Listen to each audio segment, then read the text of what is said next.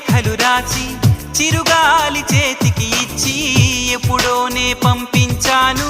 నువ్వు చూడలేదా నా మనసే పడవగా చేసి కలలన్నీ అలలుగా చేసి ఎప్పుడోనే పంపించాను నిన్ను చేరలేదా చెప్పాలని అనిపిస్తున్నా నా ఎదుటే నువ్వు కూర్చున్నా మనసులోన మాట నీకు చెప్పలేకపోతున్నా చెప్పకుండా ఓ క్షణమైనా